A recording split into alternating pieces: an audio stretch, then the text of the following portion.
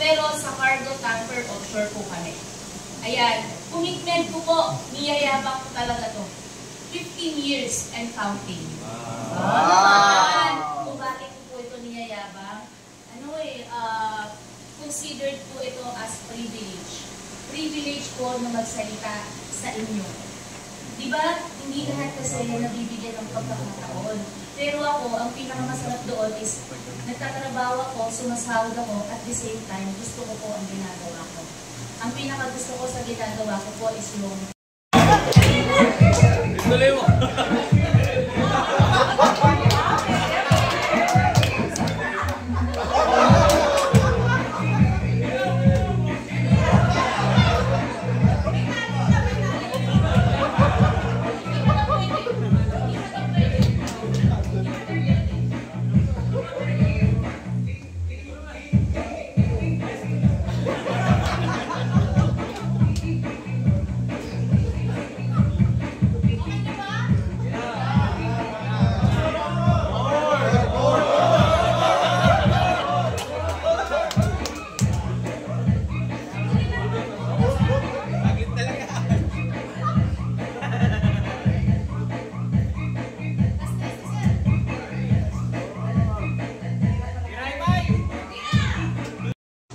Po ninyo as a seafarer.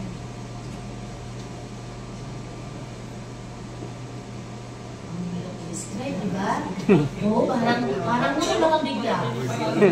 Parang hindi ka naman uminom, pero parang namumula kasi. Yan, sabi ko nga po sa inyo, ang gandang platform ni Kidos po sa atin, diba? Yung mga realization natin sa buhay po ba natin, yan. Ikaw po ba? O sige, dalawang salita. Paano mo siya i-describe kung hindi kaya sa isa? Mahirap na masaya. Kailangan. Sir. Sige lang, sir. Ilabas mo yan. Ice cream yummy, ice cream good. Sa'yo po ba, sir? Parang ang lalim ng may mga ugot sa buhay si sir, ha? Kaya mo yan. Ayan. Yan. Ang lalim ni sir, ha? Kaya mo yan. Isang salita lang, paano mo siya i-describe?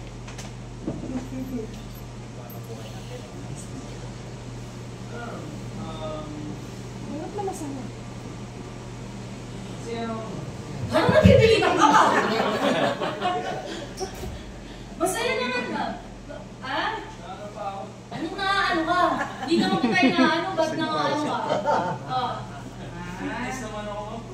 Okay yun, di ba, sir? Ayos, di ba? Nare-release ko yung tension. Ikaw ba, best to describe? How will you describe it in one word? Buhay nyo as a seafarer.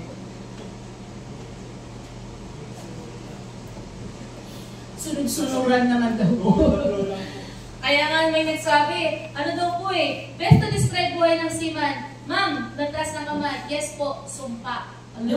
Sabi ko, bakit naging sumpa? Sumpa naman talaga siya, ma'am So, paano mo naman nasabing sumpa? Ma'am, kasi hindi ka pwedeng tumigil. Ito naman po yung corporate social responsibilities natin. May mga pa-feeding program din po si PTC na ginagawa. So, maliban po sa feeding program, mga outreach program, community service, and since nag-pandemic, may mga online seminar na din po na kinakandak, like yung mga topic or subject na about sa financial literacy, doon sa mga asawa po ninyong mga seafarers po natin. Kaya nga po, higher output, greater value. The more na dumadami po kayo, the more na mas marami po tayong matutulungan sa ating community. And for our partnership, 125 plus principal, RCCL, celebrity, which is kayo, and TUI.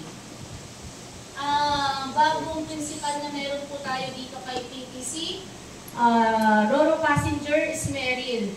Ano magandang beneficio ni Meryl? 6 months kontrata, 6 months bakasyon with pay. Hindi lang siya basic, in full. Diba? Yun yung pinakamasarap na part, yung kahit na nakabakasyon ka, sumasahod ka. Minsan umaabot pa po sila ng 8 buwan. Pero lang po, medyo maliit lang din yung barko. Ang capacity lang nila is 1,400 na passenger lang.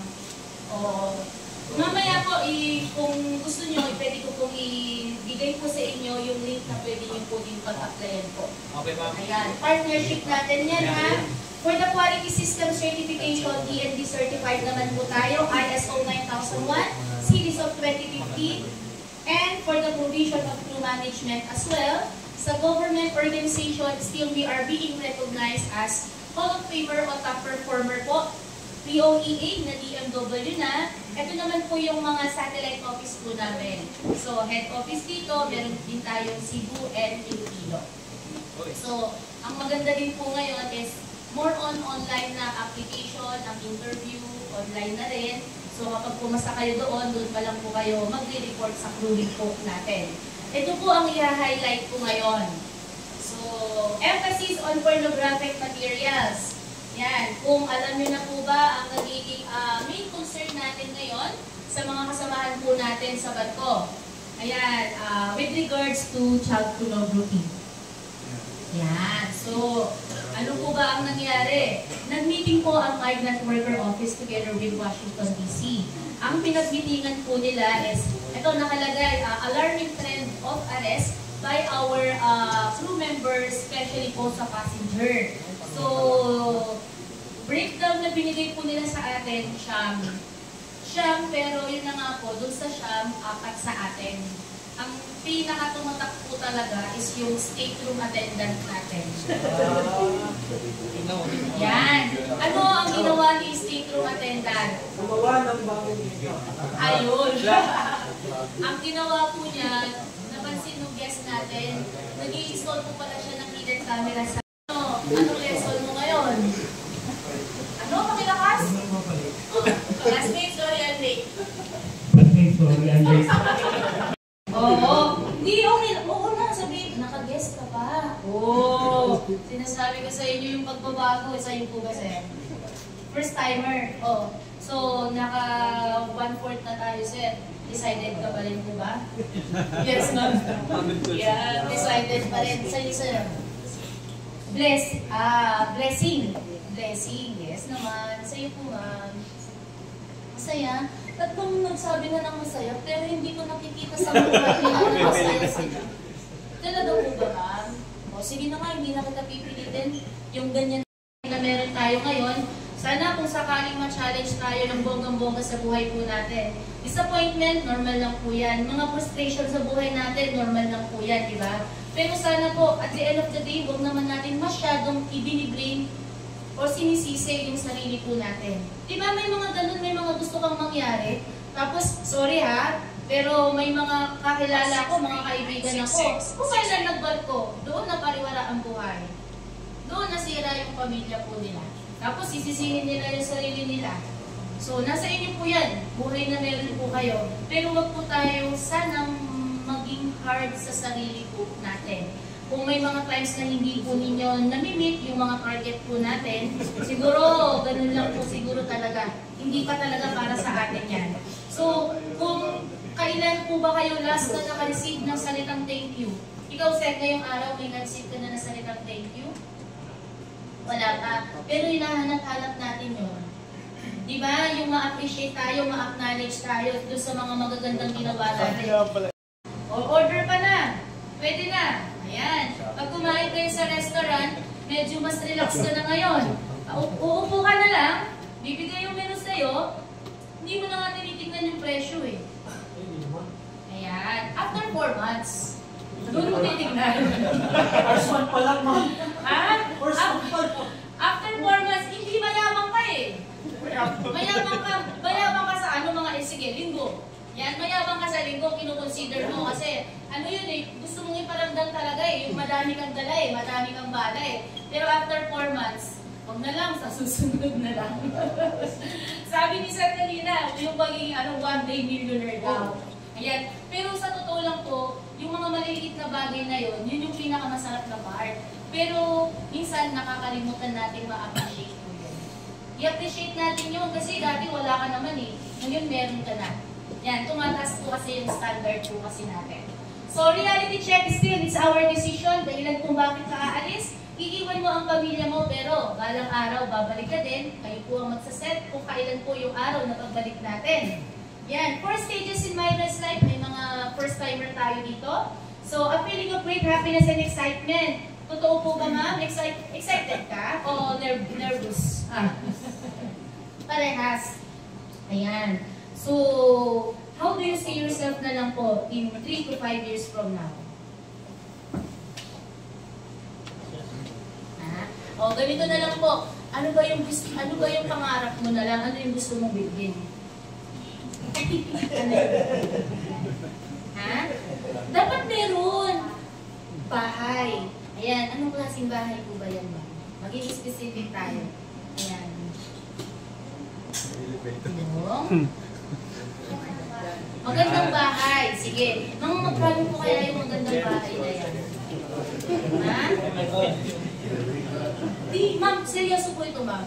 Kasi, yan. Ayan, mga magkano po kaya yan? Milyon. Mga ilang milyon? Dapat meron na nga. Tinuturuan ka na nga. Ha?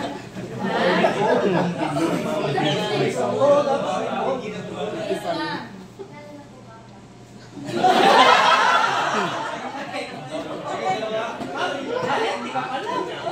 Isang tatay, sa buhay daw po ng mga anak nila, particularly sa anak po daw nila ng mga babae. Ayan. Di ba may tinatawag tayo sa psychology yung Oedipus complex at saka electrocomplex? Yung mother-son relationship and father-daughter relationship. Ayan. Mga tatay, mga lalaki, mas malapit talaga sa nanay. Kaming mga anak na babae, super close namin sa tatay.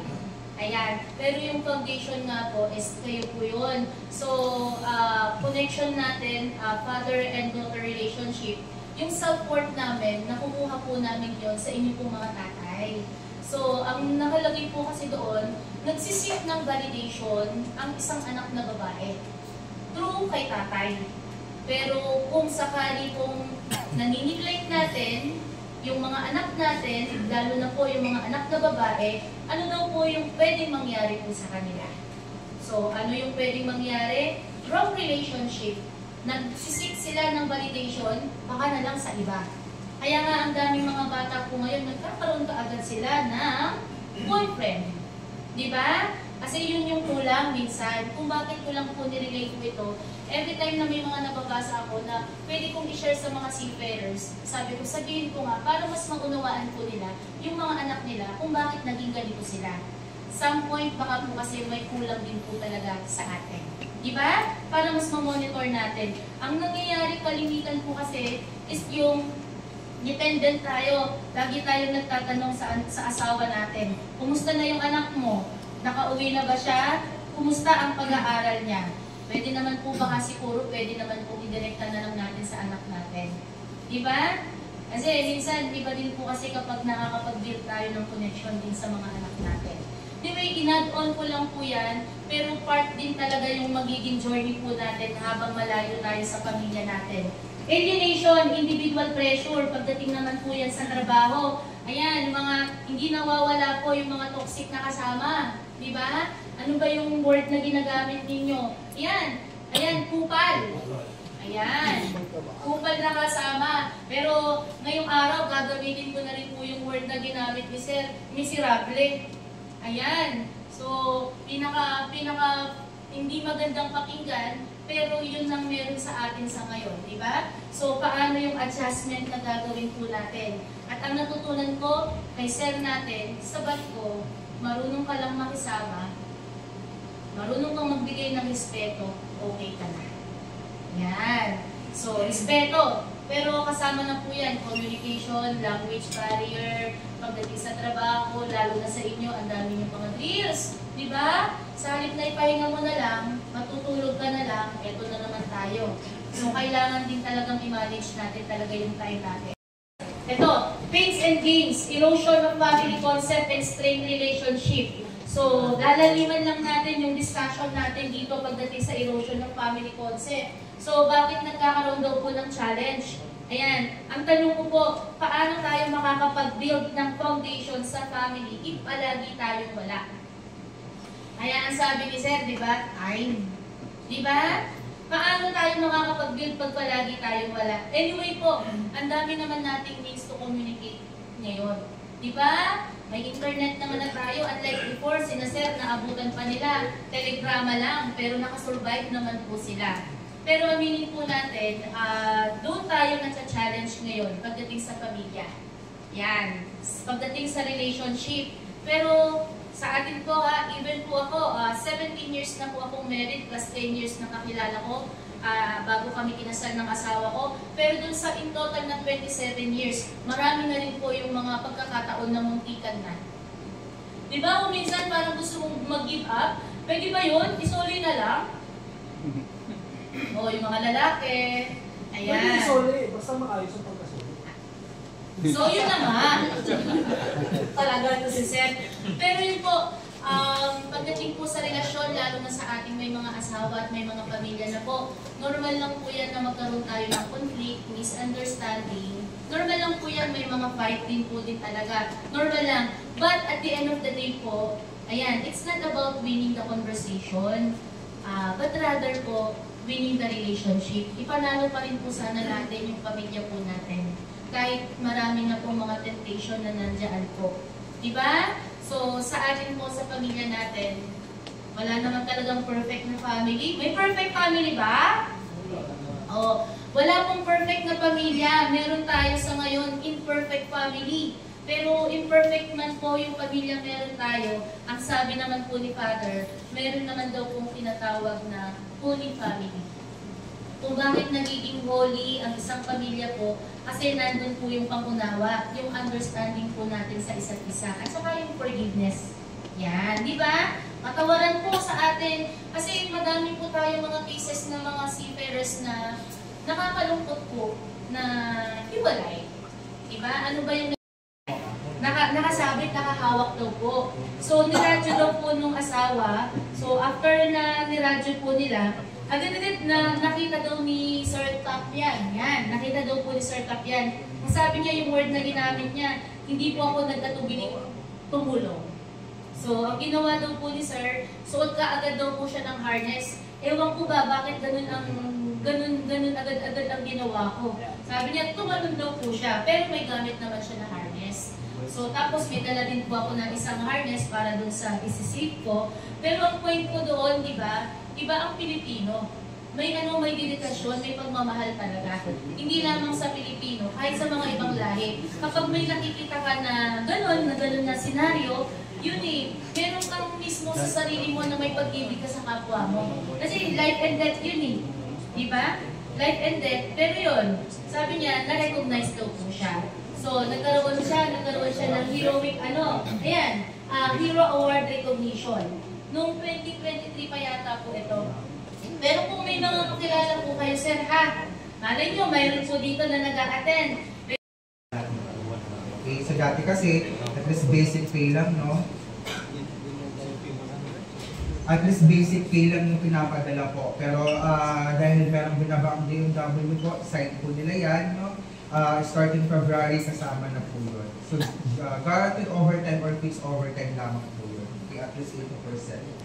And then, primary alati will assume all deductions po. So, meaning, kung sino po yung unang alati or alatiwan po ninyo, sa kanya po natin i-deduct lahat ng deductions po ninyo. Pero kung insufficient or dahil mababala yung allotment ni alatiwan no, hindi kaya, so automatic or secondary tayo mag-deduct po ng mga deductions po ninyo. Okay? And then secondary and other alati has no deductions po. Tulad nga na sinabi ko kanina, kung hindi kaya ni alatiwan yung deductions dahil malaki yung deductions po ninyo, no? Kung may mga loans pa kayo, sa secondary natin, sa pangalawang alati po natin siya i-deduct. Okay? And then yung deductions po for salary or home allotment po ninyo, nakalagay po dyan yung SSS, PhilHealth and Pag-ibig contributions po. And then FMCC loan, kung meron po kayong balances no, sa FMCC loan, naka-auto-deduct din po yan sa atin, sa accounting po. Okay? And then others. Sa others, hindi lamang po tayo nag-deduct kung meron kayong previous loan or current loan po sa mga government po. Okay? Pag-ibig loan or SSS loan, kung meron po kayo noon, voluntary repayments. So, ibig sabihin kayo pa rin po ang magbabayad. Okay? So, hindi naman po yung asawa ko, nagsashabu po siya. Totoo po yun Sa amin, meron kaming tinatawag na RTD files. Pero sa totoo lang po, hindi po kami basta-basta pwedeng magbigay ng information po sa inyo pong mga seafarers kasi meron tayong tinatawag na data privacy. Kasi unang tanong lang namin, ano pong barko ng asawa mo? Anong crewing o anong principal? Hindi po niya alam sagutin. Sasabihin namin, asawa ba talaga siya? Kasi hindi niya alam eh.